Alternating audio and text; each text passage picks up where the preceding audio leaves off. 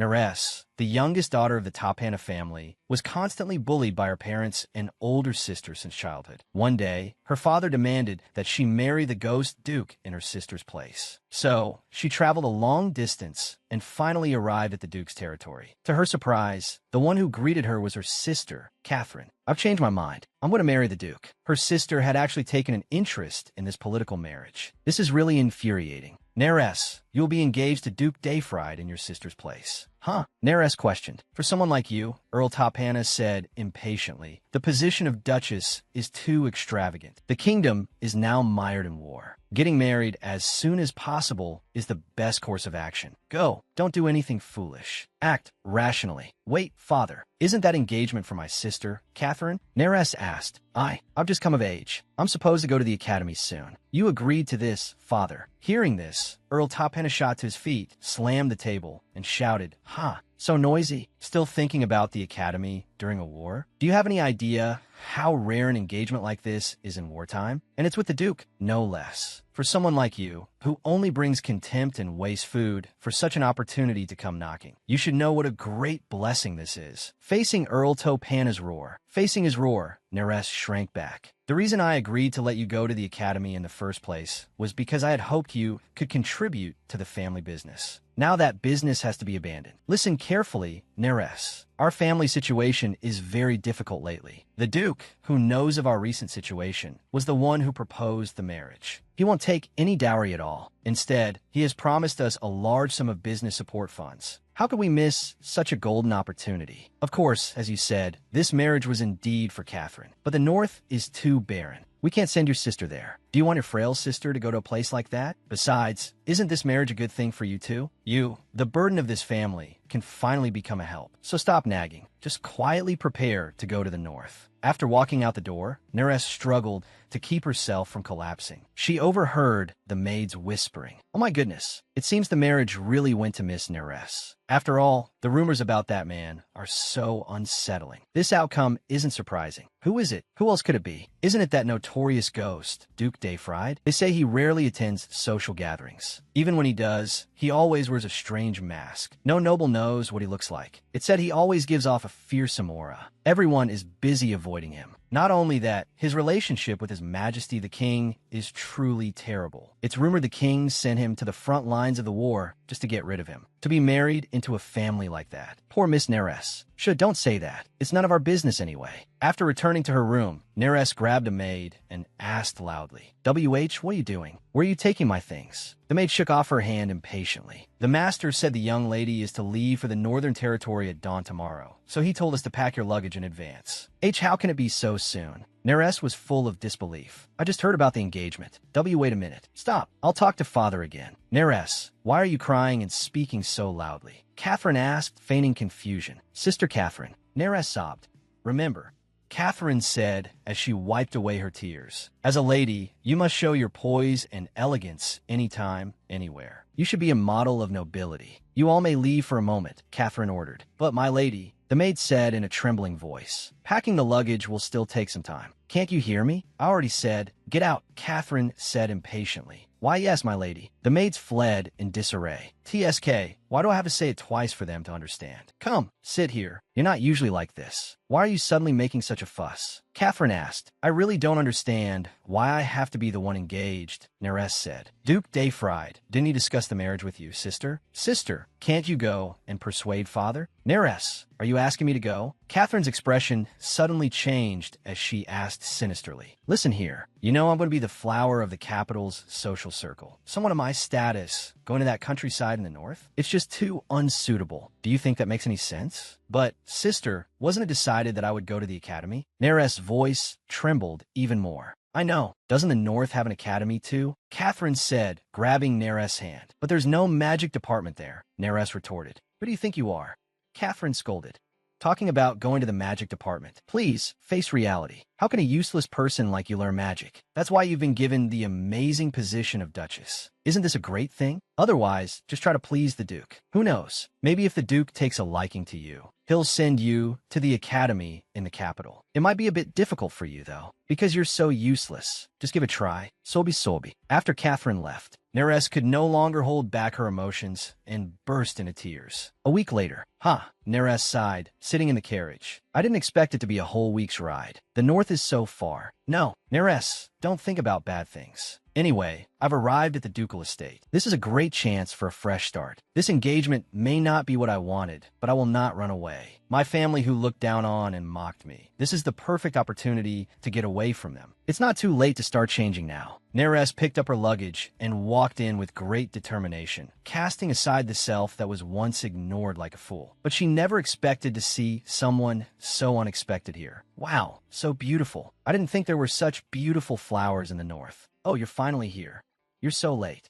Neres, Sister Catherine, Neres cried out. Sister, what are you doing here? The long journey must have been tiring. Come, sit here and rest. Catherine said considerately. This will be the room you'll be staying in for now. You can't wander around this place at night. Be careful. Isn't this room beautiful? It's even better than I imagined. Even I'm surprised, Catherine said to herself. Sister, what are you doing here? Neres finally couldn't help but ask. What am I doing here? Catherine retorted, introducing this magnificent ducal estate, of course. And magnificent, Neres continued to ask. Sister, didn't you complain before that the north was too rustic? Why are you suddenly praising this place? I've changed my mind, Catherine said. I'm going to be engaged to Duke Dayfried. So give the position of fiancé back to me, Neres. Hearing this, Neres stammered, the engagement isn't a joke. In times of war, an engagement is recognized because it is written on paper imbued with magic. It's an unalterable marriage contract, and my name is already written on that contract. So this engagement cannot be canceled. Let me show you something special. You just shut up and watch carefully, Catherine said. Hello, I am Catherine Tapana, who is to be wed to Duke Ian Dayfried. Have you received the marriage contract? Really? The contract has my younger sister, Neres' name on it? It seems this was a mistake father made while drunk. As the eldest daughter of the house of Earl Tapana, I deeply apologize. Also, my sister, Neres, will be arriving soon. In the midst of war, learning of her sister's engagement has made her extremely anxious. Please do not worry. Neres will be returning home in 2 days. I already explained everything clearly to the butler yesterday, so you should cooperate with me. Help me out. Hearing this, Neres shot to her feet. Do you think the ducal house will believe such a ridiculous story? If you do this, our family will become the laughingstock of the social world. The ducal house will absolutely not dissolve the engagement for such an absurd reason, and I will not let our family become a joke. Neres tried to leave, but was blocked by Catherine. In the beginning, you also said you didn't like this engagement, sister. That's why, Catherine said through gritted teeth. I asked for your help, didn't I? Who do you think I went through all this trouble for? I wish I could turn back time. But what can I do? I can only seize the present moment. Stop with the nonsense and help me. That was originally my position. Seeing Catherine's ferocious expression, Neres couldn't help but ask, Sister, what happened? Why have you suddenly become like this? Sorry, I was also startled by the situation. Catherine didn't answer, but gave Neres a hard shove. But Neres, listen to me. This is for the best for everyone. Regarding this matter and your admission to the academy, I've already received Father's full permission, so you just need to go home. Or is it that you've become ambitious for the position of Duchess? I trust that's not the case. My sister, Neres, trembled all over. I just can't accept it. I thought it was all over. Even after leaving home, my family still won't let me go. Can I never escape my family? I don't know. I don't want to think about it anymore. I'm just too tired right now. Meanwhile, you've worked hard today as well, Your Grace. Did something happen, Norman? Ian asked. Norman replied, there's been an issue with the marriage contract with the house of Earl Tapana. It said they wrote the wrong fiancé's name. The fiancé, Neres Tapana. This contract was a mistake made while drunk. The eldest daughter was originally the one who agreed to the marriage. I don't care who it is. What a pathetic family. As he was muttering, there was a sudden knock on the door. What is it? That doesn't sound like Norman's knock. No other servant should be wandering around at this hour. Ian was somewhat displeased. Could it be those young ladies from the house of Earl Tapana? Norman should have told them clearly not to wander around the ducal estate at night. This family's etiquette training is simply atrocious. Should I see them? The face of a descendant from a pathetic family. What are you doing over there?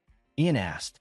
Seeing no reaction from the other person, Ian called out again, "Hey." Still no response. Her condition seems a bit unusual. Ian scratched his head. "What are you doing?" he said, turning Neres's head towards him. "Ah, is she sleepwalking? Did she climb to the 4th floor in her sleep? To have made it here safely is quite impressive. It seems getting back to her room will be a problem. No choice, then. Pardon the intrusion." Ian scooped her up in his arms. "MMPH," Neres struggled. "I'm taking you back to your room." "Don't move," Ian said. "Okay," Neres replied stiffly. "Huh." Seeing this, Ian couldn't help but laugh. "You're Neres?" "Yes," Neres replied stiffly again. "To get a response from you even in your sleep, I'm truly honored. Are you my fiancé?" "Yes." "Your sister said this engagement was a mistake," Ian asked again. This time, Neres didn't answer. Ian found this interesting. "So you don't answer tricky questions?"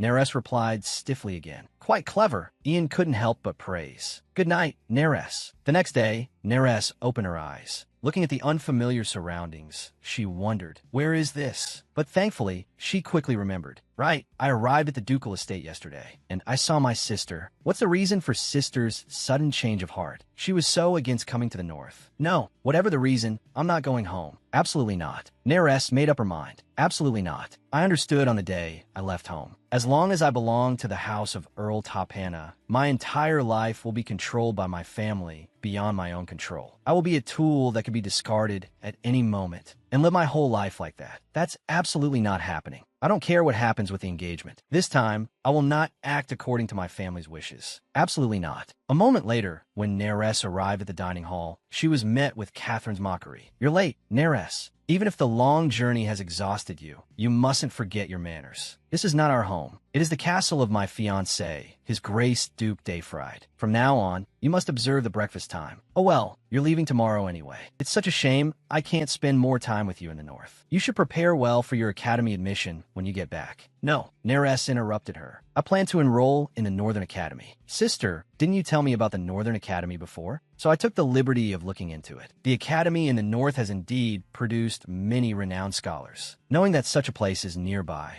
I've come to a realization. I really want to study in this excellent place." Neres said with a smile. "I'll be staying here for much longer, so there's no need for you to be so regretful, sister." Hearing these words, Catherine was about to explode with anger. Suppressing her rage, she asked in a trembling voice, "Weren't you very interested in magic studies before? That's why you always wanted to go to the academy in the capital, right? That's why I went through the trouble of persuading father. Is your passion for magic studies really so shallow? Don't back down. I expected this. Say it bravely." Neres encouraged herself. "My thoughts, my position, my passion for magic studies will never be extinguished," Neres began. "So I want to use this opportunity to learn all sorts of things. The Northern Academy has many subjects I like. Sister, the North is a really wonderful place, isn't it? What on earth has gotten into you since a moment ago?" Catherine couldn't take it anymore and shot to her feet, gritting her teeth. "You are absolutely right," Norman said as he walked in. "Oh, my apologies for interrupting you while you were speaking. My name is Norman, the butler here." Listening to Miss Topana's words, a sense of pride for the North has quietly swelled within me. I would be most grateful if you could understand with a generous heart. "It's all right, Mr. Butler," Neres said with a smile. "Miss Topana, please feel free to just call me Norman." Norman also returned the smile. "All right, then please be at ease as well, Norman." Hearing their conversation, Catherine couldn't help but feel a little scared. What is going on? That child who was always so timid. How did she suddenly become like this? Why is that butler being so friendly to Neres? If this continues, Neres will take everything again. No, this time it's my turn.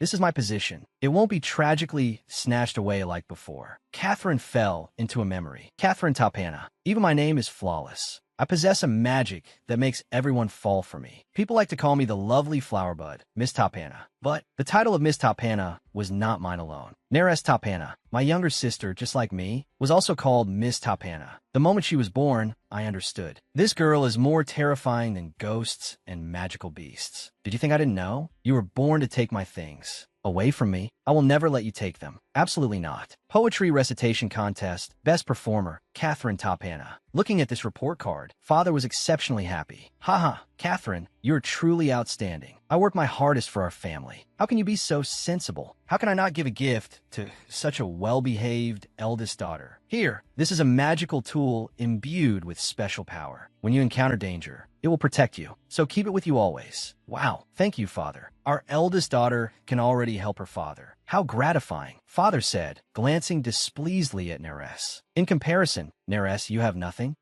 That. Neres hesitated. This time, on a math test, I got a perfect score. As soon as the words left her mouth, I interrupted her. Father, I'd like to participate in the capital's flower arrangement competition this time. May I? Oh, father's attention was quickly diverted. Of course, you can. If you win first place there, everyone will admire you when you make your debut in the social circle. As expected, our eldest daughter's vision is extraordinary. What are you looking at so foolishly? I snatched the test paper from Neres' hand. A perfect score on a math test. Haha, you want praise for this? How pathetic. Sister, please give it back. Let me give you a special piece of advice, my dear sister. So what if you get first place in something like this? You will always be a useless person, I said, tearing the test paper to shreds. You must remember this advice. Understand? See how amazing I am. A person like you will never get your hands on what is meant for me. I'll make you understand this even more clearly. Just you wait and see. But contrary to my determination at the time, everything I had was ultimately taken away by Neres. My misfortune began with the engagement to Duke Dayfried. The intended fiancée was me, Catherine Tapana.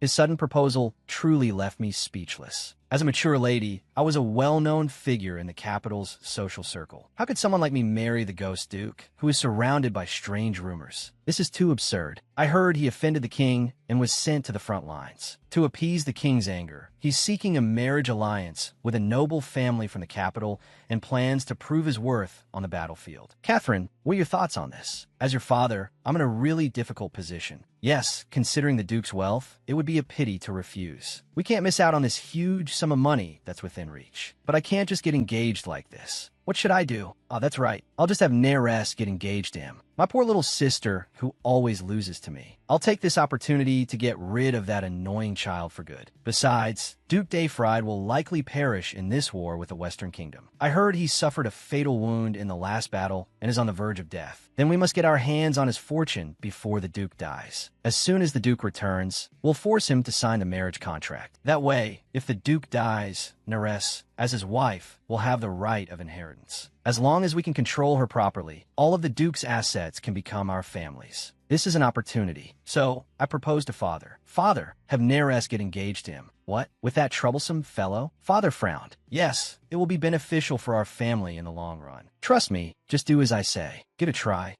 The engagement and Neres have both been taken care of. Now, there are no more obstacles in my life. From now on, my future will be filled with only brilliant light. However, that decision became the biggest mistake of my life. We have won the war. Long live the Gideon Kingdom. The merits of Duke Ian Dayfried, who achieved victory in the war, were highly praised. The Empire awards him its first Hero's Medal. With our kingdom's transformation into an empire, Duke Dayfried and His Majesty have expressed, I hope to maintain a good relationship. Then we'll be able to see the Duke and Duchess often in high society. That's wonderful, Miss Tapana, because good things always happen to the sister of the Duchess of Dayfried. Yes, I'm also very happy. His Grace, Duke Ian Dayfried, and Duchess Neres Dayfried. This can't be. I still can't believe it. That those two are actually Duke Dayfried and Neres. My goodness, is the Duke completely different from the rumors? He truly has a charming, sculpted appearance. The Duchess is also stunningly beautiful, poised, and full of noble grace. They really are the center of attention at this ball. The praises from everyone around me are grating. This was all supposed to be mine, the most perfect man in the world, and the position envied and desired by all. It was all mine. I am the true owner. Neres stole everything from me. Just like that, Neres took everything from me. I fell into deep despair. I repeatedly relived the shock of that day, living each day in a drunken stupor. I gradually degenerated into a wreck. My father, unable to watch any longer, went behind my back and accepted from the old Marquis of the West a large sum of money to marry me off. By the time I realized what was happening, everything was already set in stone. I sank into the mire of despair once again. If this continues, I'm afraid I'll be manipulated by that cunning person for the rest of my life. I must escape. Neres.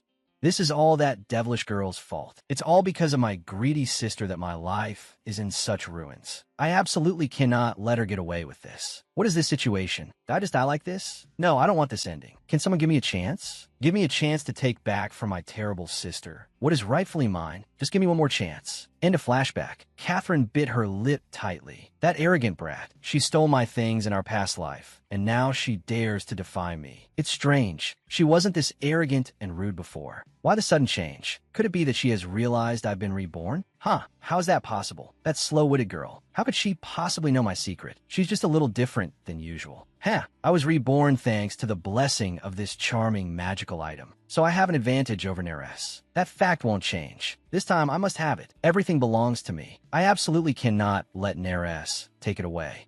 So tiring. Neres sat on the bed and sighed. I didn't expect lunch to be so draining. It must be because it was the first time I've defied my sister. This isn't good. I still have to face my sister until His Grace the Duke returns. Can I last until then? Miss Neres, I'm Emma. A voice came from outside the door. I'm here to deliver a message from Miss Catherine. My sister? Neres was startled. Could it be about what happened at lunch? Is she going to get angry again? What did my sister say? Neres opened the door and asked. It's all written in this letter. You could just give me a reply after you've read it. Emma said, what could be so important that she had to write a letter? Neres reached out for the letter. To my dear sister. Neres, at lunch today, I noticed your table manners and social etiquette were a complete mess. To guide you on these shortcomings, you must have breakfast with me tomorrow. Teaching you now is so that I won't be so embarrassed when you meet my fiancé, His Grace the Duke, in the future, right?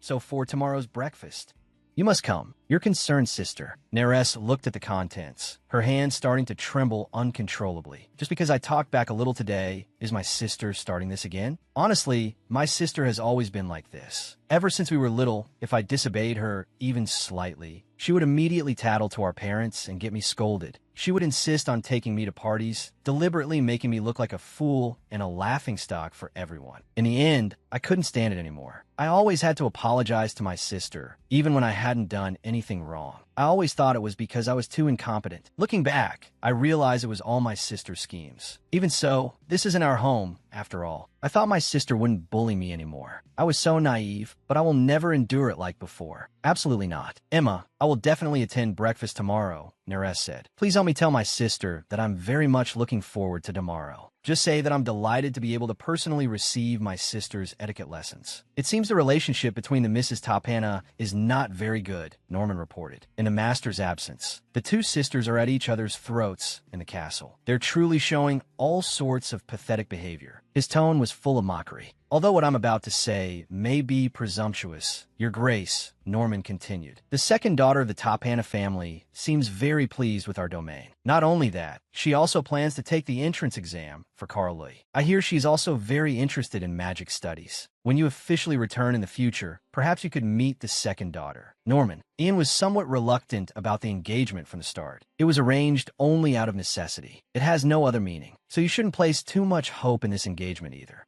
I will keep that in mind, Your Grace the Duke.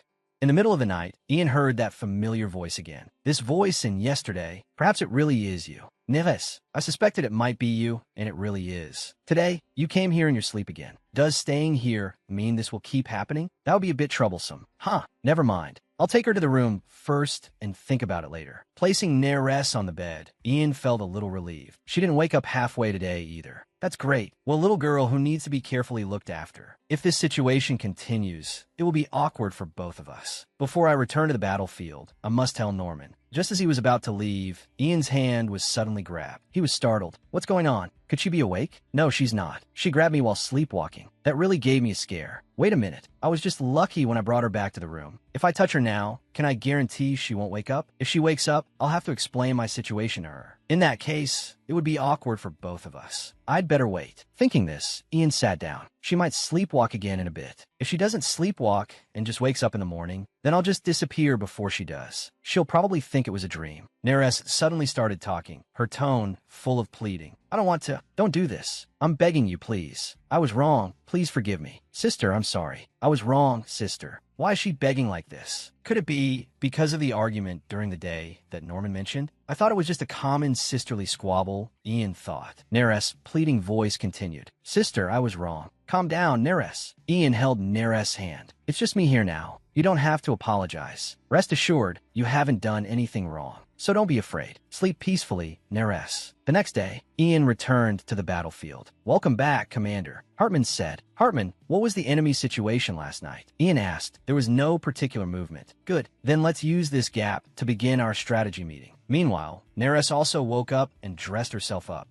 This should be enough. Maybe I should dress up a bit more elaborately. I haven't dressed myself up in a long time. I don't know if this is appropriate. Emma was originally supposed to be my maid, accompanying me to the ducal estate. But when my sister Catherine appeared at the ducal estate, she immediately ran to her side, leaving me high and dry. I'm speechless. Then again, Emma was also my sister's maid back home, so it's understandable that she went to my sister. No, I shouldn't think about these negative things anymore. I'm about to see my sister. I need to pull myself together. Maybe I should first imagine how my sister will act.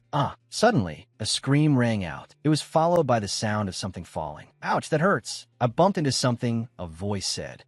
That. Neres was also startled. Are you all right? I'm sorry, Mississippi. I wasn't looking and accidentally bumped into you. Why are you apologizing? You're the one who fell, not me. Neres looked worried. Did you hit anywhere else? Does your bottom hurt a lot? Can you try to stand up? I'm really fine. Hearing her say that, Neres finally breathed a sigh of relief. That's good. I'm really sorry, Neres said as she picked up the things on the floor. I was just lost in my own thoughts, so I wasn't paying attention to my surroundings. Miss, I can do this. Please don't trouble yourself. It's fine. After all, you fell because of me. Besides, 2 people are more efficient, right? Let's pick them up together. Thank you, Mississippi Few, it's nothing. But it looks like there's a lot of laundry. Isn't it heavy for you to carry alone? This is nothing. I usually carry things much heavier than this. Really? Like what? Sometimes I have to move heavy food ingredients in the kitchen. Occasionally, I also have to move indoor furniture by myself. So, this weight is nothing to me. You're really amazing. Neres admired her from the bottom of her heart. Are all the maids as strong as you? I'm probably an exception. Thank you for your help, Mississippi. Again, I apologize for startling you just now. I'm the one who should be apologizing. Well then, be careful. As soon as she entered the dining room, she heard Catherine's displeased voice. Neres, you're late again today. Since we had an agreement yesterday, you should have been on time. How could you make your sister wait for you like this? In high society, punctuality is very important. So please, make sure to be on time next time, sister. Where did you find this jewelry and these clothes? I've never seen them before, Neres asked with a frown. This? Catherine waved her hand. The ducal estate prepared them. During wartime, how could I possibly move around dragging a pile of luggage? Considering that I used a teleportation magic circle to come here alone. They prepared these for me. Because I'm an honored guest, they let me use them as I please. They're really kind, right? While saying things like that, she shows up dressed like this. Neres thought to herself. Her words and actions don't match at all. Dressed so lavishly. It's a stark contrast to what she just said. Isn't it too contradictory, Sister Catherine? Has she really lost her mind? Seeing Neres staring at her, Catherine asked with some displeasure. Is there something on my face, Neres?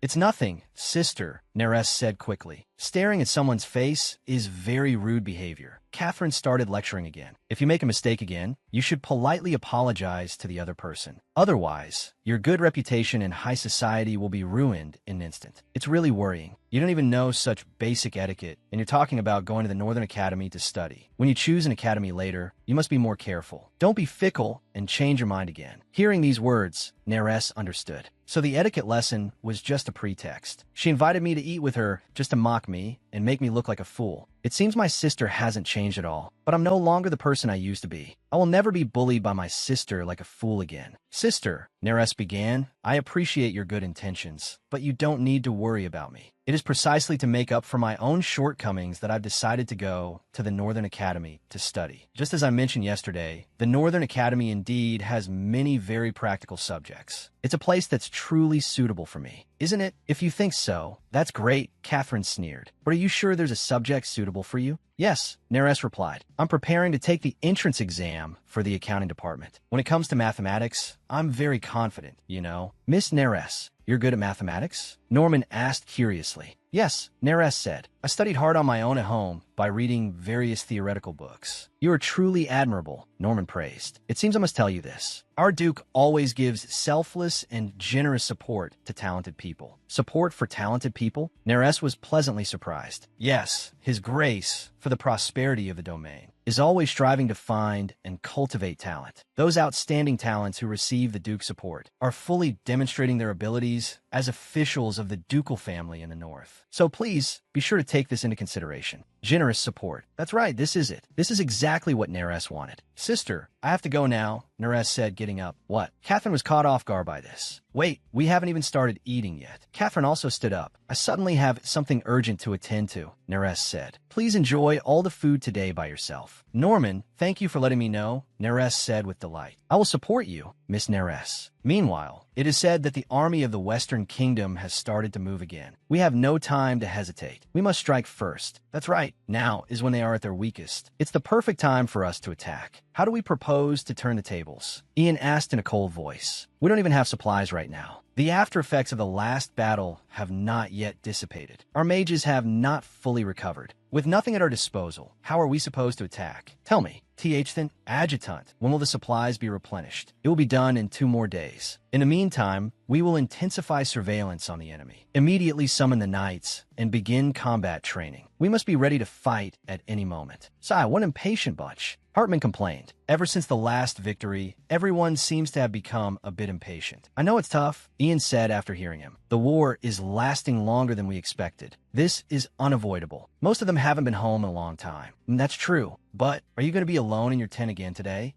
I have some things to take care of. Aren't you spending too much time alone? Every night, I have to fend off the military doctors and commanders for you. Have you ever considered my feelings? Hartman said. Of course. Ian laughed. Thanks to my capable adjutant, I can be alone in peace. I've always been grateful to you. You're just a smooth talker. Is the engagement going smoothly? Hartman asked. I heard that family's young lady is very famous in the capital. You've met, haven't you? What's she like? What's she like? Ian repeated the question in his mind. Because I always meet her when she's asleep, I'm not really sure what kind of person she is. What is she like when she's awake? Will she be like she is when she's sleeping? Clever yet elusive? If not, then, thinking of this, Ian couldn't help but smile. She's like the vast sky. What? Hartman asked, confused. A person like the sky. Just like the sky. Completely unpredictable, Ian said. A person with eyes as blue as the sky. And at this moment, Neres, for the future of magic in this country, I applied to this academy. All right, the application form should be fine like this. Why didn't I find out about this before? The Duke's generous support. If I can get His Grace the Duke to recognize me as a talented person, I can enter the academy on my own merit. If I can get sponsored like this and graduate from the academy with excellent grades, perhaps I can become an official for the Dayfried family in the north. This is an opportunity. Thinking of this, Neres suddenly froze. Wait a minute. If I become a northern official, that means I'll have to run into my sister Catherine, who will have become the Duchess. From the beginning, I had no interest in this engagement. My sister has always wanted to be the Duchess. But will my sister show me any mercy then? She will definitely still bully me then. Ugh, whatever. I'll think about it when the time comes. Miss Neres, excuse me. Would you be willing to talk with me for a moment? A voice came from outside the door. Yes. Please wait a moment, Neres replied. Is something the matter, Norman? Neres asked, opening the door. Miss Neres. Norman smiled. I've come to show you to your new room. Wow. Looking at the new room, Neres couldn't help but exclaim. This room is unbelievably luxurious. It's even warmer than the previous room. Did they use heat-retaining magic stones on the furniture? If not, is it to your liking? Norman asked. Neres expressed. I like it very much. Thank you so much for arranging such a wonderful room for me. But Norman, why change my room? The previous room was also great. My apologies. We discovered that the original room had some issues with heating. To make up for my previous mistake and the inconvenience it caused you, I will do my utmost to compensate you. That is why I have moved you to a better room. I hope you will be comfortable here. I didn't feel any discomfort, so you don't need to worry too much. Norman, I'm so grateful that you say that, Mr. Butler. Lunch is ready. Please come in, Miss Neres. I have someone I'd like to introduce to you, Norman said. Neres said in surprise. You're the person from the laundry last time. Allow me to formally greet you. Miss, my name is Jenny. Starting today, I have been assigned as your personal maid. Oh my, I'm so happy, Jenny. Neres got up and went over to her. Jenny also expressed, I'm also very happy to become your maid, Mississippi. It seems you two are already acquainted. Norman asked. Neres explained. Actually, it was because of my carelessness that Jenny almost got hurt. Miss, please don't say that. Strictly speaking, it was my fault. No, it was truly my fault. So that's what happened, Norman said. Jenny, it's time to prepare the meal. All right, Mr. Butler, but what is that door for? Neres asked curiously. Norman explained that it was just a decorative door. This door has been here since the ducal mansion was first built. It has always existed, so it's a decorative door, Neres thought to herself. This place is truly full of surprises. That night, Ian looked at a book and muttered, "For sleepwalkers, we should not wake them. It's best to let them sleep peacefully. We've already interacted many times. It seems I did something I shouldn't have." Soon, that familiar sound came again. Ian put down his book, walked over, and opened the door. As soon as the door opened, Neres fell forward. "Are you very anxious, Neres?" Ian asked with a smile. The next day, Neres woke up completely unaware of what she had done the previous night. She went to the library with Jenny and couldn't help but exclaim in amazement. "Jenny, can I really use such a magnificent library?" Of course, Jenny's tone was full of pride. To ensure that guests can use it at any time, His Grace the Duke has ordered the library to be open to guests at all times. So you don't need to worry at all. Please use it to your heart's content. It seems the people here are truly sincere towards their guests, Neres thought. Because there was a problem with my previous room, not only did they move me to a better room, but they also prepared a personal maid and a new dress for me. This is the first time in my life I've received such hospitality. This place treats its guests with such sincerity. Perhaps this shows that His Grace the Duke also possesses a noble character. He's truly a remarkable person. As a guest of the ducal mansion, I would like to personally express my gratitude. Jenny, it will probably be some time before His Grace the Duke returns, right? Neres asked. Jenny suddenly flinched, then said, That's right. The current war situation with the Western Kingdom is not ideal. It's said that another battle will break out soon. It seems the outcome of that battle will determine when they can return home. As the two were talking, they were interrupted by Emma, who had just arrived. "Excuse me, Miss Neres." "What is it, Emma?" Neres asked. Emma said, "Miss Catherine invites you to have afternoon tea with her." As soon as she arrived, Neres heard Catherine's scolding voice again. "I feel so embarrassed because of you. You just left like that yesterday. What was so urgent that you couldn't even see your own sister? From now on, we sisters must have breakfast together. We need to show the people of the ducal mansion a harmonious image. Isn't this beneficial for both of us?" A harmonious image, Neres thought. Yes, our family always gathers for harmonious meals, with only me being excluded. Whenever I ate with my family, I always suffered their neglect and contempt. I always had to eat alone in my room. Because of that, I once thought I was adopted. "All right," Neres said. "We'll do as you say, sister. Let's have breakfast together every day." Hearing this, Catherine was very satisfied. "Good, that's how it should be. If that's all, may I leave now?" Neres asked. "I'm very busy right now, so I need to leave quickly. It seems I'll have to give you your gift right away." After Catherine finished speaking, Emma came forward with something. "Is this tea?" Neres asked. "It's a tea that helps with deep sleep." Catherine explained. "I was worried you weren't sleeping well at night, so I specially prepared this for you." "What are you talking about?" "I sleep very well at night," Neres said, confused. "You have a sleepwalking problem, don't you?" Catherine smiled sinisterly. 2 years ago, Father said you had a sleepwalking problem, but he said you were cured. Right, Neres? That was just a white lie. Father only said that to put your mind at ease. Your illness was never cured at all. Let me think. The first time you were plagued by that ghost-like illness. I remember now. Back then, you were also wearing a cute dress, just like today. 7 years ago, on Neres' 13th birthday. Heartfelt birthday wishes to Miss Tapana. Congratulations on your birth. I never expected the Earl Tapana family to have such a beautiful second daughter. Yes, you and this cute dress you're wearing today are a perfect match. You are truly very lovely, Miss Tapana. How can even someone like that be called Miss Tapana? Not only that, but she dares to laugh so freely in front of me. How should I teach this ungrateful brat a lesson? This will be enough. Neres, come and say hello to your sister's friends. Yes, sister. Hello. It's a pleasure to meet you all. I am Neres Tapana. Thank you for coming today. Before she could finish speaking, Neres was tripped by Catherine, knocking over and shattering all the wine glasses on the table. Oh my goodness. Neres, are you all right? Catherine asked with false concern. You should be more careful. Why were you in such a hurry? The Countess said with displeasure. That, looking at the people surrounding her. Neres stammered. Are you all right, Miss Tapana? Oh dear, what should we do? Your dress is completely stained. Some mocking laughter soon followed. But you're covered in cherry juice. I don't really want to help you up. The Earl Tapana family really showed us an interesting scene. What a disgrace. This was a birthday banquet we carefully planned for you, yet you've brought shame upon the family. How much more do you want to disappoint me? M.O. Mother. That night, a maid discovered a sleepwalking Neres. Oh my goodness. Miss Neres, it's so late. What are you doing here? Why are you banging your head against the wall?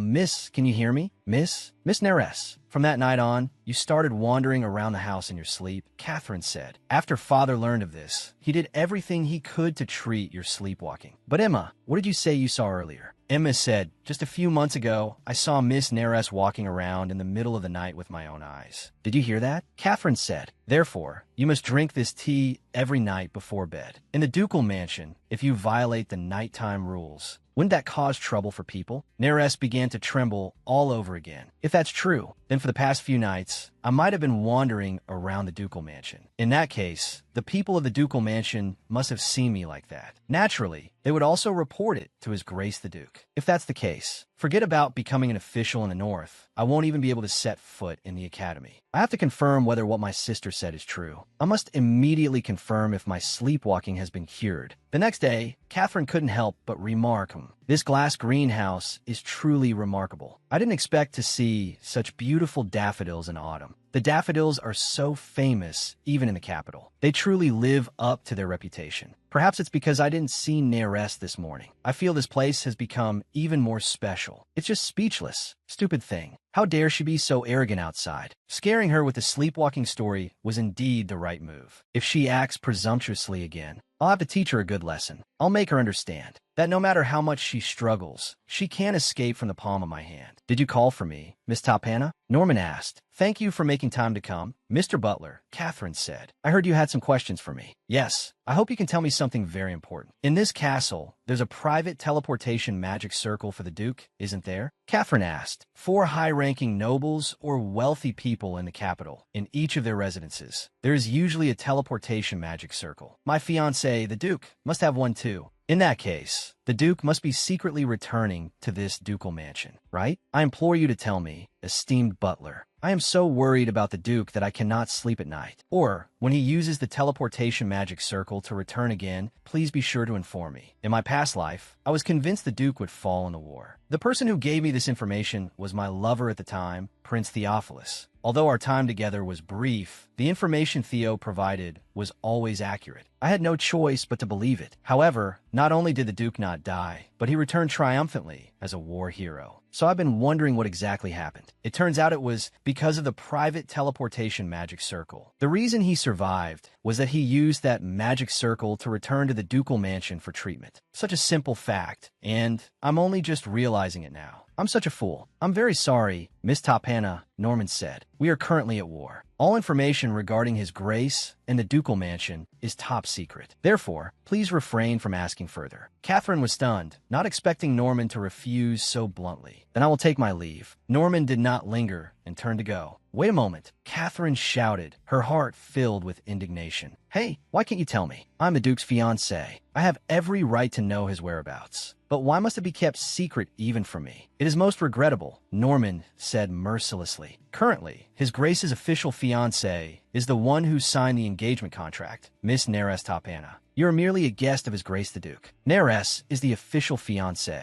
Catherine froze. You apologize for the error in the engagement contract on the first day, and I fully understand that, Norman continued. However, only His Grace has the authority to handle the matter of the engagement agreement. Therefore, we sincerely hope for His Grace's safe return. But until then, please wait patiently. During this time, I will serve you with all my heart. On the other side, seeing a very anxious Neres, Jenny couldn't help but ask, Miss, did something happen between you and your sister yesterday? Neres was stunned. You couldn't sleep at night and have been worried, right? You didn't go to the library either. Is something troubling you? What should I do? Neres was extremely anxious. Should I ask Jenny first? No, Jenny probably doesn't know the secret about my sleepwalking. Otherwise, it will be just like that time. Miss Neres, it's Norman. Norman's voice came from outside the door. Come in. Norman, excuse me for interrupting.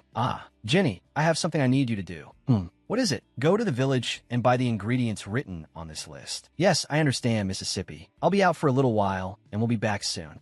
Be careful. Come back soon. All right, I heard you wanted to speak with me alone, so I sent Jenny out to run an errand for me, Norman said understandingly. I had a feeling, Miss Neres, that you were going to tell me something important. As expected of the ducal mansion's butler. Truly remarkable, Neres thought. Not only did he see through my thoughts at a glance, but he also takes such good care of me. If it's Mr. Butler, it should be all right to tell him my secret, right? Actually, I have a sleepwalking problem, Nares began. When I was 13, it first started. I tried all sorts of treatments, but none of them had any effect. For a long time, this illness plagued me. Then, when I was 18, the sleepwalking miraculously disappeared. At that time, maids took turns keeping watch in my room every night. They observed me for several months, and I always slept peacefully in my bed. So I told my father that my sleepwalking was cured. But just yesterday, my sister told me that was all a lie. Although I don't completely believe my sister, if it is the truth, then I might have violated the rule here about not going out at night. I'm worried that this might cause trouble for everyone. That's what I'm most worried about. Thank you very much for telling me, dear Miss Nares, Norman said. But please don't worry too much. We just need to check the image sphere to resolve your issue. An image sphere? Nares asked. Norman explained, this ducal mansion is equipped with a system specifically for detecting intruders. For this purpose, several security magical devices have been installed. When these devices detect movement at night, they transmit the footage to a connected image sphere. If you can help me keep this a secret, I will give you an image sphere. So, Miss Nares, please feel free to check on your condition without worry. Thank you so much, Norman. 1 month later, if this continues, our entire army will be annihilated. Retreat immediately. The guys from the Western Kingdom are fleeing. Continue the pursuit. Don't let them escape. Hartman realized something was wrong and shouted, Commander, watch out, Ian. Raise your sword. Hurry and raise your sword. Ian, don't feel burdened by such a small thing. To suppress the immense source of magic within you, you must work harder than you are now to hone your physical strength and willpower. Come on, adjust your stance again. Ian, don't blame your father too much. The reason he does this is so that you can live a peaceful life. Mages born into the Dayfried family have power that is too great. They have long been envied by the royal family and the capital's noble houses, and this situation continues to this day. So you must hide your identity as a mage. You can only use magic when you need to protect yourself. This is the only way to avoid innocent deaths. Can you do that, Ian? I understand. Mother, I promise you, no matter what happens, I will keep this secret, the fact that I am a mage. It must be kept secret. Ian woke up in a cold sweat. A concerned voice reached his ears. Your Grace, are you all right? Norman, you're finally awake. That's wonderful. How'd I get here? Ian asked. Norman explained. You collapsed in the teleportation magic circle room. We have treated you and moved you to the bedroom. Lord Hartman sent an urgent telegram explaining the current situation in detail. Your Grace was attacked by a mage from the Western Kingdom. After winning the battle, you immediately returned to camp and teleported. Indeed, Ian sat up and patted his forehead. I let my guard down for a moment and got attacked. Hartman is probably having a hard time shooing away the army doctor right now. Your Grace, this is no laughing matter, Norman said gravely. Wounds caused by magic not only take a very long time to heal, but you may also experience a high fever. So please remain calm. My fiancée, is she doing well? Ian asked. About that, Norman teased. Didn't you say before that you wouldn't pay too much mind to this engagement? So I'm not sure which one you're referring to. Please rest well, Your Grace. After Norman left, Ian lay back down on the bed. You probably won't come today, will you? It's been a while. I was wondering if we could meet. I miss you, Nares. Meanwhile, Nares has changed rooms. Catherine asked. Yes, Emma replied. She seems to have moved to a bigger, more luxurious room, but I don't know the specific reason. When did she move? Catherine said, displeased. I'm not too sure about that. Emma said, truthfully. That's enough. You may leave. Yes, Mississippi, honestly.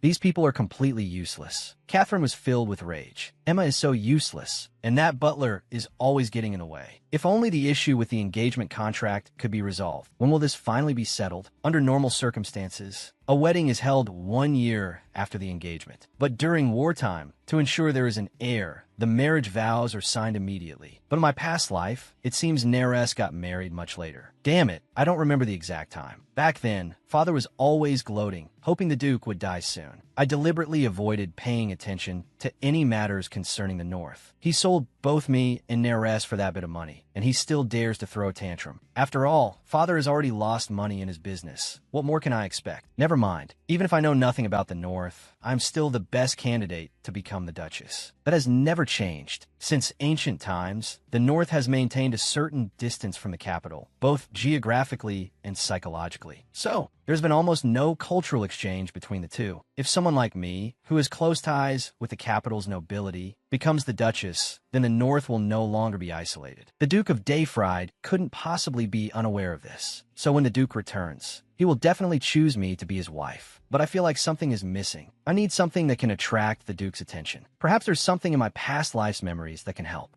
Catherine suddenly remembered. The Dayfried family used to be in the magic crystal business. As the war neared its end, the North used magic crystals to launch a marvelous new business. At that time, the capital was in an uproar, and people began to reevaluate the North. It seems I have to get a head start and launch this business myself. If I can make this business a success and then present it to the Duke, you, who strive for the North, are the perfect choice for my legal wife. Why am I only remembering such an important thing now? This time, I must write down all my memories in a notebook and organize them properly. Let's see. There's about a year left until the end of the war. Before that, I need to successfully launch the business and completely solve the Neres problem. I've kept her in check with this sleepwalking story, so we haven't seen each other for a month, but she shows no intention of going home. Indeed, she naturally wouldn't want to return to that superficially glamorous family, to parents like that. If she's staying here just because she doesn't want to go home, then wouldn't providing her with a new place solve the problem? Then I can give her this reward now. The next day, did you see anything happen last night, Miss Neres? Norman asked. No, Neres said with a smile. I didn't see anything. It seems the sleepwalking story was false. Norman was also happy for her. That's wonderful. Norman, thank you for letting me use the image sphere for the past month. Neres said sincerely.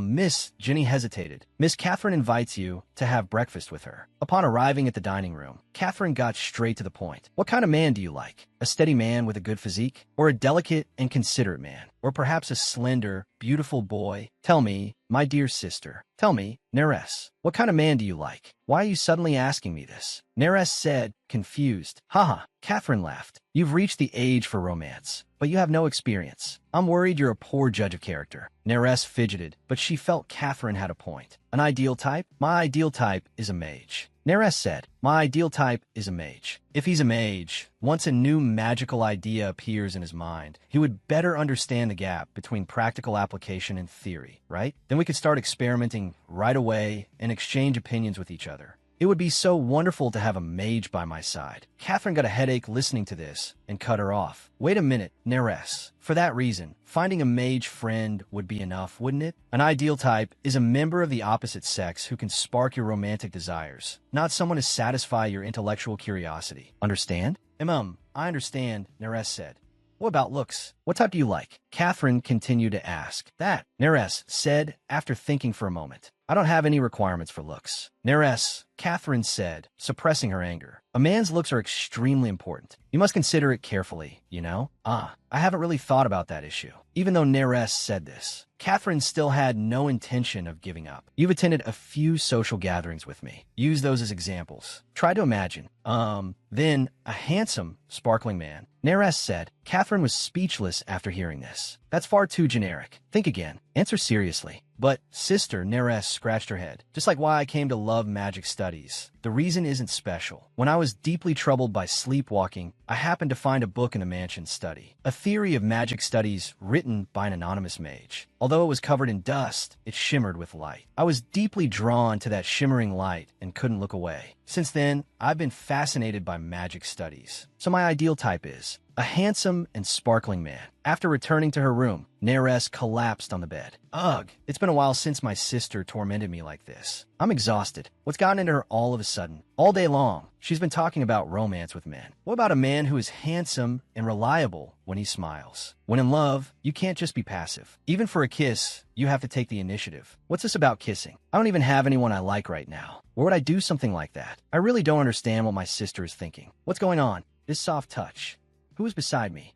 Eyes sparkling like rubies. A handsome face. Such a familiar feeling. It's the book on magic studies. It's actually turned into a person. This is wonderful, Neres smiled. To see you, my favorite thing in the world, appear beside me. This is truly wonderful. I'm happy to hear you say that. Neres was too sleepy, but it would be a shame to fall asleep just like this. Right, well my sister said, to kiss proactively. After a kiss, Neres said, you must come see me again in the future. I will. The next day, Ian opened his eyes in bed. There was only one name in his mind. Neres. I've been worried. On the nights I wasn't here, Were you all right? Fortunately, you returned to your room safely. At one point, I even longed for you to discover me. I must be crazy. If my existence is discovered, it will only put us both in a difficult situation. Your Grace, are you feeling unwell? Norman asked. I'm fine, Ian said as he got up. That's good. Sir Girolamo Boltron arrived today. The Boltrons are one of the collateral branches of the Dayfried family, Norman explained. A Viscount family we haven't contacted in 80 years. He currently serves as a knight in the Royal Knights in the capital. He heard that your Grace was at the forefront of the recent battle. He is both impressed and curious. Therefore, he came specifically to visit and hopes to stay at the ducal estate for a few days during his travels. How should we handle this?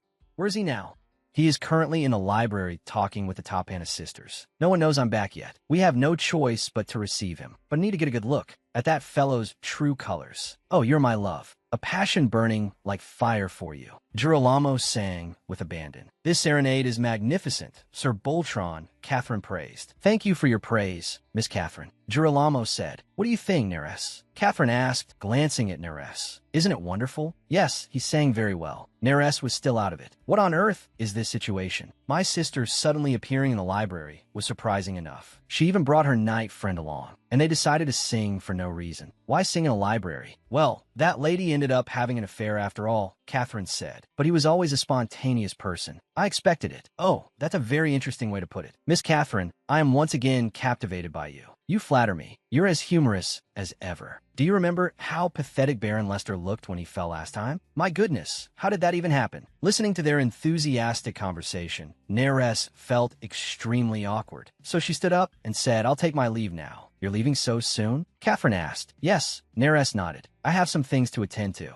It was a pleasure meeting you. Sir Boltron, I'm truly happy to hear you say that. Then for tonight's banquet, Miss Neres will join us too, right? May I look forward to it? Girolamo asked. No, Neres was about to refuse, but was interrupted by Catherine. Neres, it's more fun with more people. Besides, we haven't had a meal together in a long time. Well, that is... Neres became even more flustered. Just then, Ian, hiding in the shadows, secretly cast a spell. I'll be there. Just as Neres finished saying this, a loud crash was heard. That. Jenny stood stiffly with her hands outstretched. The books were too heavy. I couldn't hold them steady. I'm so sorry for disturbing you. Jenny, are you all right? Neres quickly shook off Girolamo's hand and strode towards Jenny. That was so loud. You're not hurt, are you? Neres asked with concern. I'm fine, miss. Jenny waved her hand. I see. It seems the maid made a mistake. Girolamo walked over and said, looking at the thickness of these books, they're a bit heavy for a woman. Let me help you. No, it's all right. I can do it myself. Jenny refused, but Girolamo insisted on helping. Helping a lady in distress is a knight's duty. Please don't feel burdened. Seeing his enthusiasm, Jenny couldn't refuse any longer. Then I'll leave it to you. Leave it to me. A small task like this is a piece of cake for me, Girolamo said, but he was quickly proven wrong because the book was incredibly heavy. So heavy, Girolamo gritted his teeth, using all his strength. A deep breath, huff. However, no matter how hard he tried, the book didn't budge an inch. I'll go get someone else. Sir Boltron, please stop trying, Catherine said, full of disdain. No, I can do it.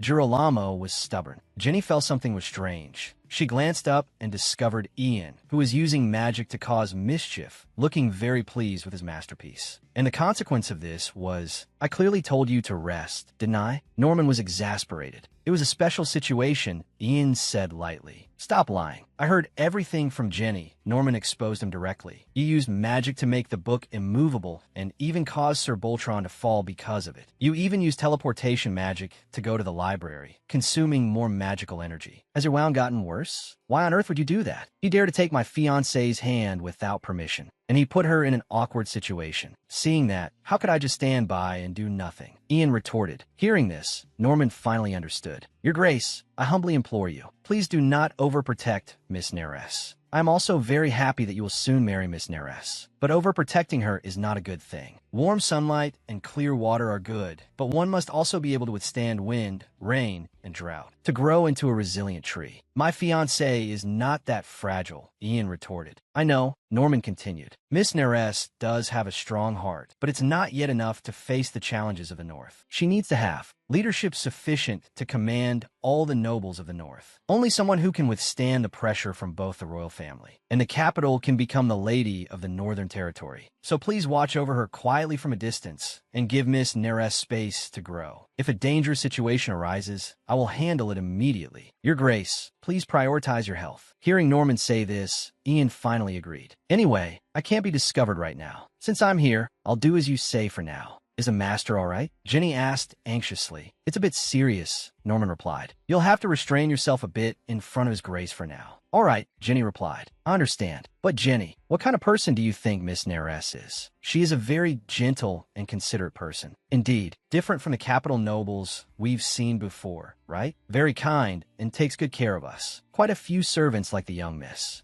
But compared to Miss Catherine, she seems a bit too delicate. Although she tries her best in her contests with her sister, she still seems to struggle with it. This worries me a little. That's what I'm most worried about too, Norman agreed. But her strengths far outweigh her shortcomings. And she's indeed a very hardworking person. Have a little more faith. Let's continue to watch her performance. On the other side, didn't you say he was hit by the magic of those guys from the Western Kingdom? Then let us treat him. Why won't you let us treat him? At least tell us the commander's specific condition. Hartman struggled to find the right words. That is, but inwardly he was constantly complaining. Ian, that leisurely fellow. Still not. Hurry back. What on earth is he up to? So he quickly wrote a letter to Ian. Given the victory in the last battle, the war will temporarily enter a truce. So, handle everything within a week, then make an appearance. Come back quickly so we can go home. Otherwise, I'll say you're hovering at death's door. Hartman, what Lord Hartman said about hovering at death's door is quite accurate, Norman teased. Stop nagging. Ian said weakly, I'm already reflecting on my actions. Because of the fever, you might have a hard time tonight. So take your medicine and get some good rest, Norman instructed. Is Neres all right? Ian couldn't help but ask. At that moment, Neres was with Catherine and Girolamo. You must be telling a story, Sir Boltron, Catherine laughed. It's true. Look at these solid arm muscles. Isn't that proof? Girolamo said. After that, those ruffians all avoid me now. Honestly, you're so full of confidence. Catherine laughed until tears came to her eyes. Neres, don't you also find Sir Boltron very amusing? Catherine asked. Neres was just speechless, but she forced herself to say, yes, very amusing. I finally understand my sister's intention now. She wants to set me up with Sir Boltron. All that talk about men yesterday was for this too. Although I don't know why my sister is doing this. I must be more careful. I can't let her succeed. This is truly a peculiar and interesting place, Girolamo said. The night rules Miss Catherine told me about are also like that. It seems there's a reason this place is called the Ghost Family. However, I've heard the first Duke had an exceptionally unique personality, so such a situation is naturally understandable. Oh my, Catherine said coquettishly. Are you now trying to scare the fiancé of the Dayfried family? Haha, Girolamo laughed. I didn't mean that. It's just that our two families have a deep connection, so I've heard many stories about this place. When this ducal estate was built, because the first duke was a mage, it said he cast many strange spells. Perhaps among them was a spell to imprison souls in the castle. That's why there is the rule not to wander around at night. So you two must strictly abide by this rule. Otherwise, you might run into something, like the ghost of the first duke. Catherine laughed even more happily. Lord Boltron, please don't make such jokes. I'm sorry, Neres couldn't help but interrupt them. However, the capital noble's ridicule of the Dayfried family is not entirely baseless. So what if I meet him? If I see him, I will express my gratitude. I have read every book he wrote. I will tell him that his books gave me a dream. Are you saying this because you resonate with ghosts? Catherine asked after listening. I understand you have a unique personality, but please stop there. I'm sorry, Boltron. Sir, my sister only knows how to read books and doesn't know how to fit in with the atmosphere. I'm fine, Girolamo said. On the contrary, I was moved by Miss Neres' warm heart. My, Sir Boltron is so tolerant. Their voices sounded very harsh in Neres' ears. Finally, she could no longer hold back and spoke up. Then, sister, you should hurry up and run away. I will not run. I will welcome his arrival. Catherine's expression changed instantly. You're truly speechless. The atmosphere at the dinner table suddenly turned cold. It was so quiet you could hear a pin drop. Ahahaha. Seeing this, Girolamo tried to mediate. Even if there's a ghost, what's so scary? If one really appears, I can take care of it in one move. You two can rest assured. Seeing this, Catherine couldn't get angry anymore and took the opportunity to back down. My sister is just that naive. She's really cute, isn't she? So cute. It makes me want to protect her. Hearing Girolamo's words, Neres stood up abruptly. I appreciate your sentiment, but I must refuse you, Sir Boltron. I already have someone I like, so I don't need Sir Boltron to protect me. I'll take my leave now. I wish you a pleasant evening, Sir Boltron.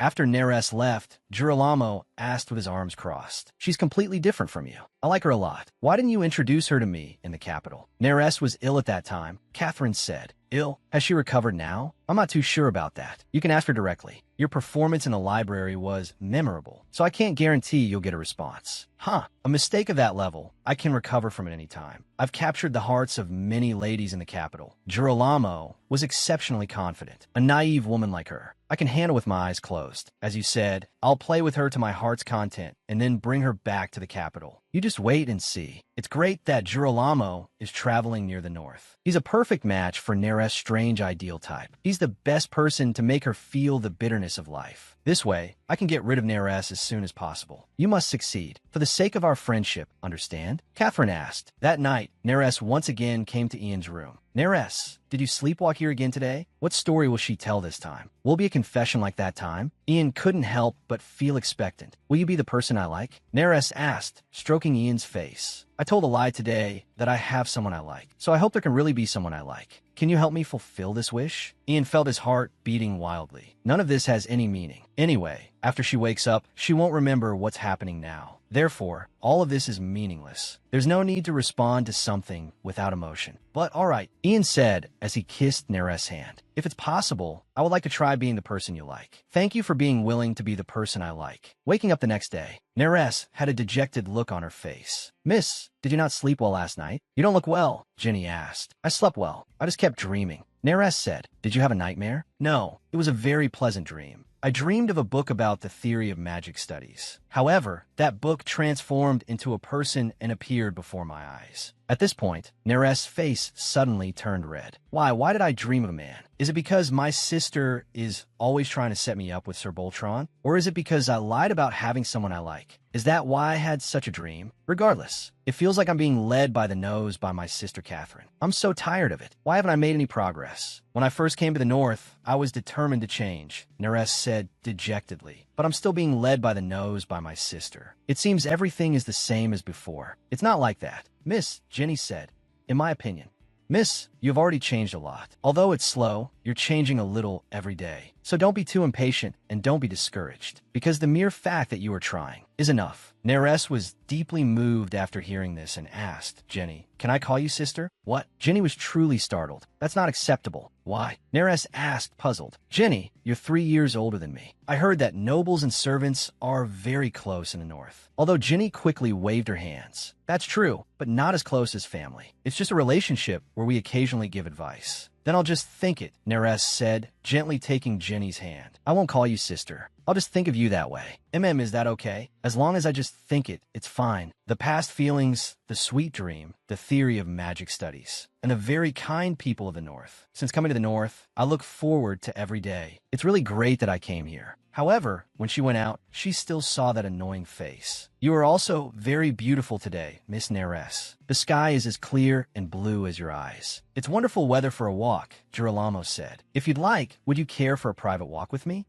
The north is indeed colder than the capital, Miss Neres. If you feel cold, you can borrow my coat. I appreciate the thought. Sir Boltron, Neres refused. I quite like the cold air of the north, so I want to walk in this crisp air. Is that so? Sigh. Neres was exasperated. He's pestering me too much. I had no choice but to come. I really shouldn't have done this. Yesterday, I even lied and said I had someone I liked. It seems that wasn't enough to refuse him. This time, I have to refuse more clearly. Miss Neres, do you like the north? Girolamo asked. Yes, I like it. Why do you ask? Neres said, puzzled. Then she heard Girolamo continue. To be honest, Miss Catherine becoming Duke Diafride's fiancée really surprised me. The main reason the capital's nobles ignore this place is the former Duke Diafride. The successive dukes of the north have always been reclusive. They were already on bad terms with the royal family. Because the former Duke Diafride was arbitrary and despotic, he was eventually despised by His Majesty the King. To clean up his father's mess, the current Duke charges into the fray on the battlefield. The son suffers because of his foolish father. Duke Ian Diafride is truly a pitiful man. That's strange. Neres stopped walking, right? Girolamo said. The north is strange. I mean, Sir Fultron, you are strange, Neres said. Didn't you say yesterday that the two families have a deep relationship? But from what you're saying, it doesn't seem that way. Besides, I clearly said that I like the north. I don't know why you're telling me all this. Girolamo said hurriedly, that's because I'm worried. You don't understand many things. What don't I understand? Neres asked. There are many things you don't understand. Miss Neres has just come of age. You don't seem very used to socializing either. You rarely attend social gatherings, right? That sentence indeed struck a sore spot in Neres' heart. Yes, I had somnambulism as a child. My parents thought it was shameful. Not only did they not let me attend my coming-of-age ceremony, they wouldn't even let me leave the house. But I still studied social etiquette diligently through books. As expected, that alone isn't enough. Seeing Neres fall silent, Girolamo reached out to grab her. Don't worry, I'll tell you everything. Neres was startled and struggled to break free. Let go of me. Miss Neres, I will tell you everything you don't know. Girolamo lifted Neres' chin and said, for your lovely sake. Neres could no longer endure it. She stomped hard on his foot. Arg, my pride. Girolamo cried out in pain. Miss Neres, what are you doing? You were to try to assault me, weren't you? Neres shouted. Assault? This isn't assault. This is intimate communication. Girolamo tried to explain away. Stop talking nonsense. I said let go of me. I never gave you permission to touch my body. Neres said, but Girolamo grabbed her arm again. That cute little tantrum. It would be a whole different story if you were in my arms. Let go right now. Neres yelled. Just then, a person in a black robe and a mask appeared and knocked Girolamo unconscious with a single punch. Wow, he knocked out a royal knight in one blow. Neres looked at him with admiration. Who on earth is this person? I've never seen him among the Duke's aides, but for some reason, he doesn't feel like a stranger. The capital. Greetings, Your Majesty. After the last battle, what is the situation with the Western Kingdom? Thanks to Duke Diafride's victory, it will likely take a considerable amount of time for the Western Kingdom to launch another battle. Can we just press them? The neutral nations might support the Western Kingdom. That would complicate matters. I see. Then let's observe the situation a while longer. That is all for today. You may leave. Your Majesty, I have something to report. Is it about Theophilus? Yes. Recently, His Highness the Crown Prince has been communicating frequently with Your Majesty's confidants. If this continues, most of the king's faction will side with His Highness the Crown Prince. One arrogant brat, willing to scheme behind my back for the throne, trying to oust his own perfectly fine father. Can such a person truly be considered my son? If you give the order, I will deal with him immediately. No, not yet. For now, let's do as Diafride said. What is the Duke doing now? Actually, during this time, we've found signs of him using magic circles multiple times. He might be traveling back and forth to the ducal estate at night to handle affairs. Or it could be to treat the injuries he sustained this time. I couldn't get close to his barrier. Therefore, I couldn't get an accurate picture of the situation. If necessary, I can go in and check immediately. No, don't do anything that would alert that boy. Just observe his movements from a distance. But Your Majesty, are you all right? I'll go get your medicine at once.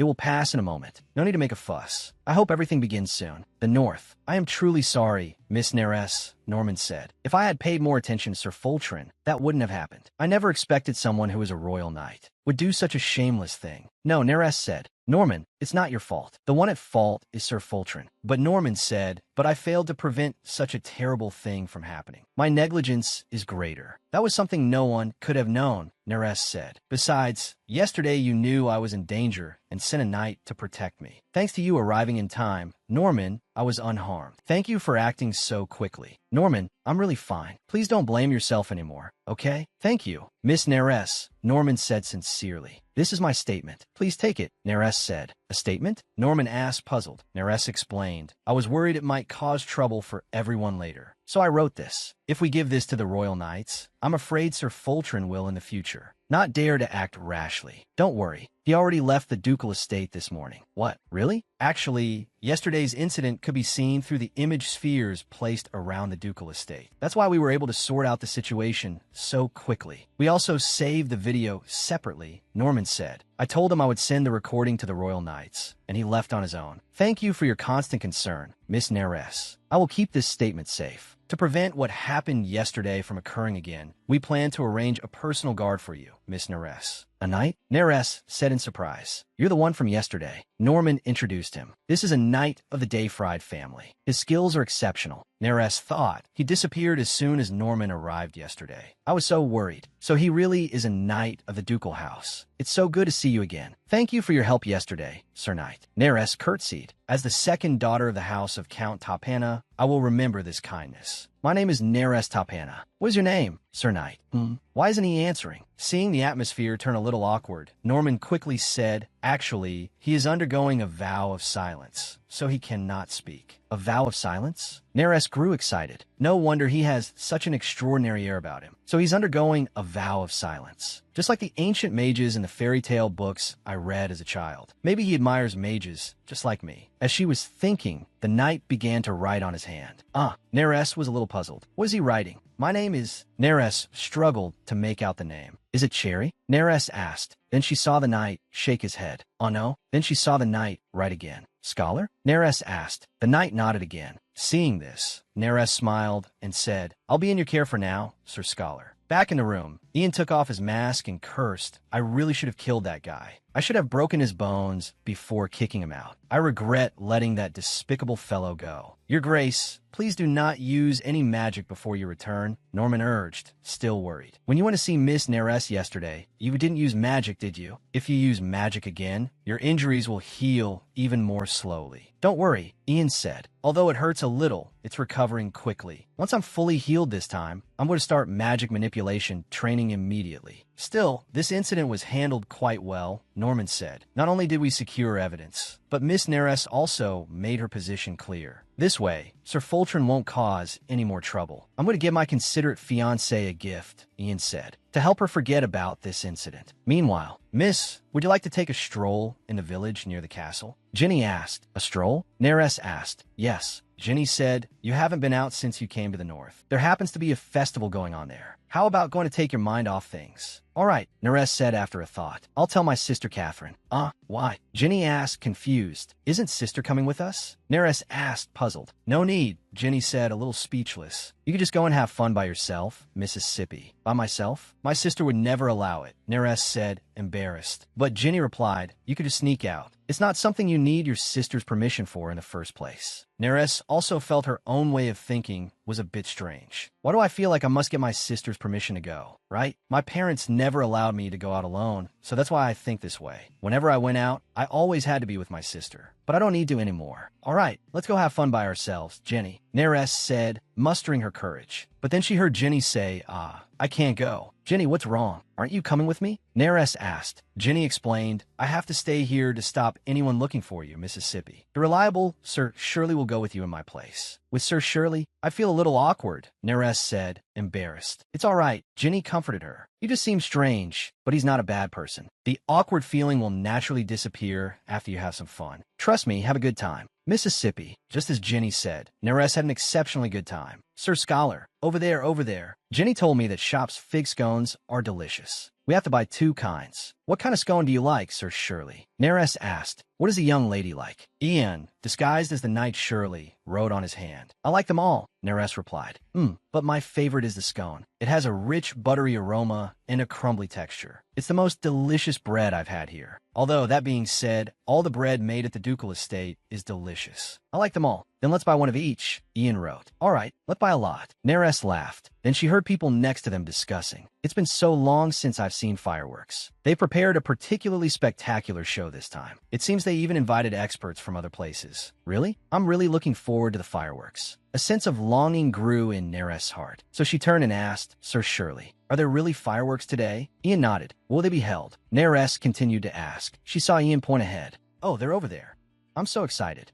Nares was full of anticipation. Is this your first time seeing fireworks? Ian asked. Yes, Nares replied. Fireworks are forbidden in the capital, so I never had a chance to see them. I always just heard about them from my sister and could only imagine what they were like. To think I can actually see fireworks here. I've always thought the North is a wonderful place. Next customer. The line quickly reached them. Welcome. What would you like? I'll have one of each, please, Nares said. All right, please wait a moment. Don't, Sir Scholar. Seeing him about to pay, Nares was startled and shouted, Sir Scholar, you don't have to pay. I'll pay. But he indicated, I have a lot of money, so much that it's spilling out. So much that it's spilling out? Nares was shocked. Soon, the two had bought the pastries. Looking at the big, full bag, Nares laughed. Ginny will definitely be surprised by this. Thank you for buying them for me, Sir Scholar. I didn't expect her to be so close with Ginny. Ian thought to himself. Well, it's only natural since they see each other every day. They're always talking about all sorts of things. Living together, they would naturally grow close. It's quite enviable. Sir Scholar. Nares' call brought Ian back to his senses. He heard her say in a cheerful tone, let's go check out that place over there this time. The sign says, a shop that invites you into a world of magic. I feel like they'll sell a lot of magic tools or potions, don't you think? Or maybe they have rare magic books. Seeing Ian didn't nod like before, Nares was suddenly a little disappointed. Are you not interested in magic? Nares asked awkwardly. Then, I'm sorry. I thought Sir Shirley was undergoing a vow of silence. I thought you liked magic like me. I got a little carried away because I love magic so much. Seeing this, Ian gently tapped Nares' shoulder, then pointed at the shop. Nares was puzzled.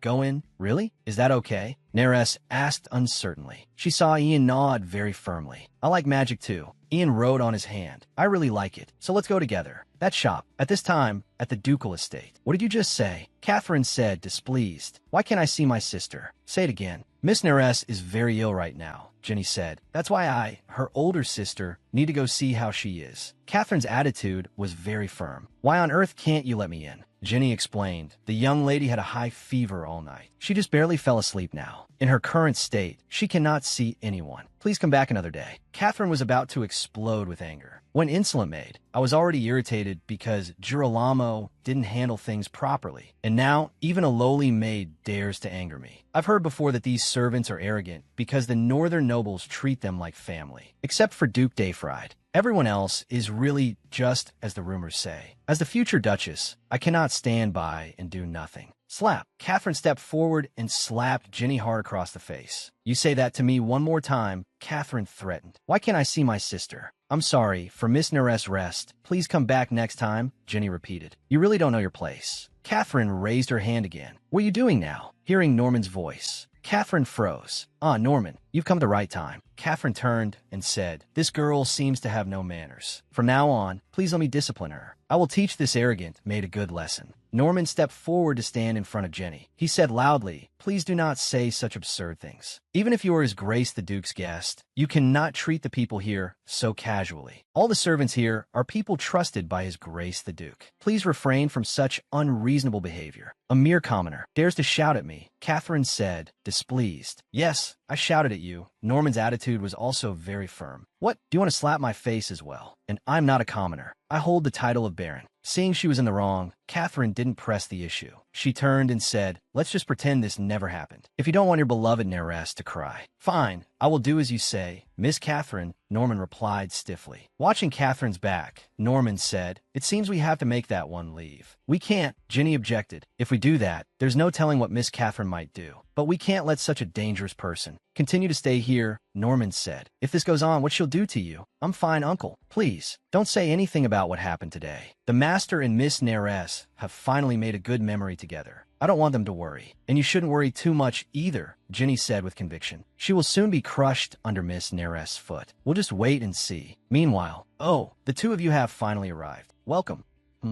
What do you mean, finally? Nares was full of confusion. My name is Sibylla. I can read the celestial signs and interpret the fate hidden within. Sibylla said, so not a mage, but a fortune teller, Nares thought. What a shame. I thought she was a mage. That's a magic circle. That magic circle. I've never seen it in a book before. Could it be that magic and astrology are related? The two of you were born with the power to forge your own destiny, Sibylla said with a smile. But, young lady, perhaps because you only read books in your room, I see you have no stamina at all. For the future, please persevere in practicing horseback riding. If you can't manage horseback riding, practicing basic swordsmanship would also be good. Nares' face instantly turned red. How does she know I only read books? Now then, if there is anything you wish to ask me, please feel free, Sibylla continued. If it's a question I can answer, I will answer it for you. A question to ask? I've heard that fortune tellers just give far-fetched answers. They just use business tactics, Neres thought. But for some reason, I feel like this person is trustworthy. Since I'm here, it should be fine to ask a few questions, right? Excuse me, will I be able to settle in the north in the future? Neres asked. I like it here very much. The scenery and the people are all so kind and warm. So I want to live here forever. Can I do it? After a moment of silence, Sibylla suddenly asked, Young lady, what are your thoughts on a white lie? A white lie? Neres asked. Sibylla stated, This is an important question. Please answer seriously. Neres thought hard. A white lie? Come to think of it, my sister once said that my father told a white lie about my somnambulism. She said my father did it to put my mind at ease, but the father I know isn't that kind of person. But if it truly contained good intentions, I think it's okay to lie, Neres answered. At least it's better than malice or ridicule. I see, Sibylla said, then activated a magic sphere. Suddenly, the sound of fireworks was heard outside. Ian thought to himself, oh no, the fireworks have started. If we leave now, we can still see them. But looking at Neres' serious face, I can't bring myself to say it. Sibylla said. Right now, the young lady's goal has not yet been reached. But as long as you have the desire, you will surely be able to achieve it. So do not hesitate. Please pursue your goal bravely. I wish you both the best of luck in the future. After returning to the ducal estate, Neres couldn't help but sigh. That was really fun. Thank you for spending the day with me, Sir Scholar. Thanks to you. I was really happy, but we didn't get to see the fireworks. I'm really sorry. We should have just left the shop then. It's okay, Neres said hurriedly. I heard there will be a fireworks show next year too. We could just watch it then. You don't have to be sorry. Are you planning to still be here next year? Ian continued to ask. Yes, Neres replied. The fortune teller said that as long as you have the desire, you can achieve it. So I'm going to be a little more greedy, because I really want to live in the north. The capital. Pardon the intrusion, Your Highness. What is it? A letter has arrived from Miss Tapana. Deliver it this hour? It seems to be an urgent matter. How has father been recently? Everything is fine. Nothing to worry about. And my brothers who went to war? They're still on standby in the war zone to monitor the movements of the Western Kingdom. Do they really plan to come back alive? How can such worthless lives be so tenacious? How ridiculous. Only when the war ends soon can the succession ceremony proceed. When I think of my brothers, I wish the war would be more intense. Only if they all die will father pass the throne to me without hesitation. To protect what is mine, I actually have to deal with my own brothers. From this perspective, could it be that I'm actually very similar to Catherine? How is that matter going? I heard it's almost complete. Practically, yes. The mages just need to run some experiments and make adjustments. It can probably be completed within a week. Who allowed you to waste a week? It must be completed within 3 days. Otherwise, all of your heads will be chopped off. The North? Wait a minute. Sir Scholar, slow down a little, Neres said, panting. Can we change the training method? For example, something a little easier. Ian indicated, there is no training simpler than running that can also build stamina. And I've already said this would be tough. But I thought we would learn swordsmanship directly, Neres said. I didn't expect to have to run 10 laps around the training ground. Ian continued to gesture. The foundation of swordsmanship is stamina. In your current physical condition, you could easily get injured learning swordsmanship. So even if it's tough, you must persevere. Then can we rest for a bit? Neres asked. Let's rest for just 5 minutes. Ian gestured. Really? Neres was so excited. We're really resting? You can't go back on your word. Well, look at you, Catherine's voice came. These past few days, you said you were terribly ill and made such a big fuss. Now look at you, so energetic. I guess it was nothing serious after all, was it? Seeing her, Neres' mood instantly soured, but she still asked out of politeness. Sister, what brings you here? I heard you've recovered. As your older sister, I came to check on you, but you weren't in your room. What are you doing out here in broad daylight? Catherine asked. To learn swordsmanship. I'm doing stamina training, Neres said truthfully. Learning from that person? Let me introduce you, sister. This is a knight from the house of Duke Dayfried. His name is Scholar. Before, when I was almost killed by Sir Boltron, he was the one who saved me. He is my benefactor. Neres' words made Catherine very displeased. So was this guy. How dare he mess up my plans? Why is he covering his face so tightly? It's really unsettling. Is he some kind of fugitive? Hey, why don't you introduce yourself? Catherine asked with a smile. Was your tongue cut out? Can't you speak? What do you mean by that, sister? Neres couldn't stand it anymore and shouted. Sir Scholar is undergoing ascetic training, so he cannot speak. Why are you so angry? I was just joking, Catherine said dismissively. But Neres didn't think so. A joke? That wasn't a joke. It was an insult. Please apologize to Sir Scholar immediately. Neres, you seem to really like this man. Catherine's lips curled into a smirk, protecting him like a child. What? Neres said in surprise. No, it's not like that, Neres explained. I'm just concerned about Sir Scholar as a friend. All right, Catherine said impatiently. You're friends, right? Then she looked at Ian and said with ill intent, Sir Scholar, my sister seems to like you a lot. Please be sure to get along well with my sister. I'm sorry. Ian gestured with his hands. I'm a free knight of the ducal house. I'm leaving tomorrow for the west, so I cannot grant this request. Upon learning this news, Neres was a little disappointed.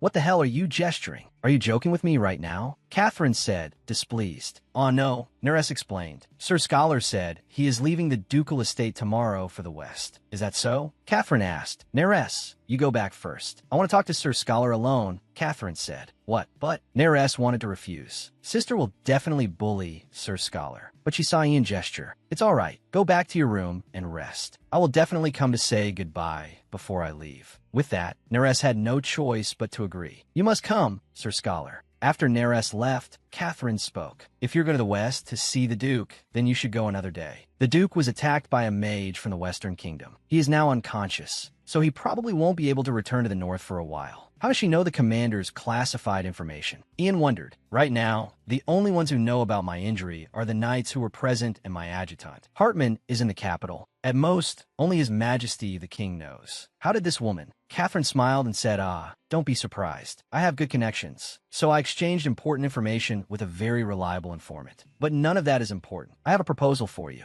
If you like my sister, then take her away. I'll take care of everything else. Don't worry.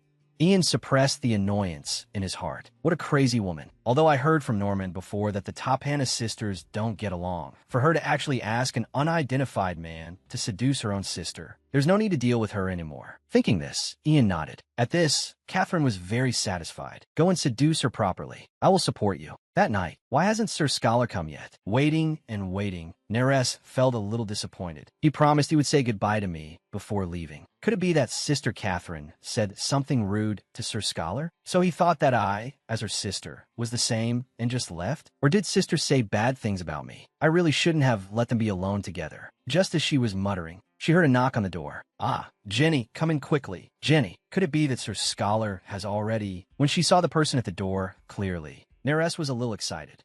Sir Scholar, I'm sorry for coming so late. Ian gestured. No, not at all, Neres said quickly. I'm very happy to be able to say goodbye to you like this. Are you going to the west tomorrow? Ian nodded. I see. Please take care, Neres said, a little disappointed. I will keep up with my running, because this is what Sir Scholar told me to do. So when you return to the ducal estate, can you teach me swordsmanship? Neres asked expectantly. And we have to watch the fireworks together too. Okay. As she spoke, she saw Ian extend his little finger. Neres blushed and said, is this to make a promise with me? Ian nodded, indicating, I will definitely come back to teach you swordsmanship, and we will watch the fireworks together. I promise you. Not long after, Ian transferred to the battlefield through a magic circle. Seriously, Hartman complained. What's with that gloomy mask of yours? How long were you planning to hide out in your own house? I put up a soundproofing spell, so tell me the truth. If I hadn't sent an urgent report, you weren't planning on coming back at all, were you? Ian took off his mask and said, my injuries were quite severe, but thanks to my capable adjutant, I feel much better. I'm really grateful to you. I didn't think it was that serious. If I'm to make a full recovery, it might still take some time. More importantly, I've discovered that someone is spreading news of my injuries. Ian continued. What? So soon? Hartman said in shock. Although I expected it, I didn't expect it to have already reached the north. The north isn't the problem, Ian said. Rather, it will soon reach the capital.